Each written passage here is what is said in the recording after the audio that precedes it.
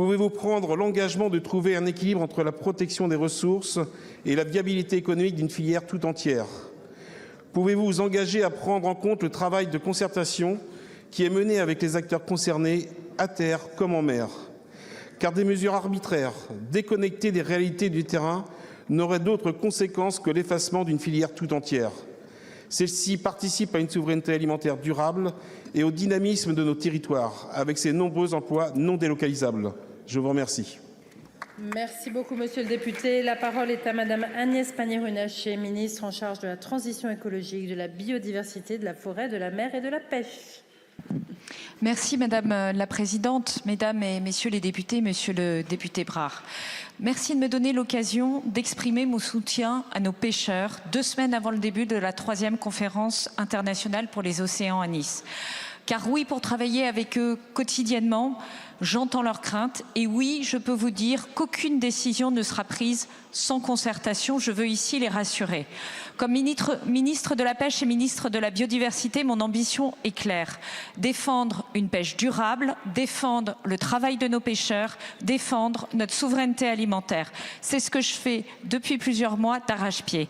Ce que j'ai fait au niveau européen en obtenant que nos pêcheurs aient un accès acquis aux eaux britanniques dans les conditions actuelles jusqu'en 2038. Vous le saviez, ce droit n'était menacé, il a été sécurisé. C'est de la stabilité, de la visibilité pour nos pêcheurs. Ce que j'ai fait face à la fermeture de la pêche dans le golfe de Gascogne en obtenant de la Commission européenne de sécuriser un soutien aux pêcheurs, 20 millions d'euros qui sont aujourd'hui déployés avec 2 mois d'avance par rapport au programme et en travaillant à convaincre la Commission européenne que nous devons réouvrir cette pêche en travaillant sur la combinaison de la défense des cétacés et de leur activité qui les fait vivre. Je souhaite aussi vous dire que la conférence des Nations Unies sera l'occasion de porter une voix forte pour lutter contre la pêche illégale. Une pêche massive, structurée, portée parfois par des États qui détournent les yeux et qui fait beaucoup de mal à nos pêcheurs. Je pense notamment à nos pêcheurs guyanais.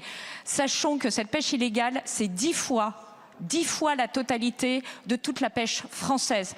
Là est le véritable ennemi. Enfin, s'agissant des aires marines protégées, nous tiendrons les engagements qu'avait pris le président de la République en matière de renforcement de la biodiversité. C'est bon pour la ressource halieutique et les pêcheurs, mais je peux vous assurer que nous le faisons en concertation avec les scientifiques, les pêcheurs et les associations environnementales. Ils savent qu'ils peuvent compter sur moi.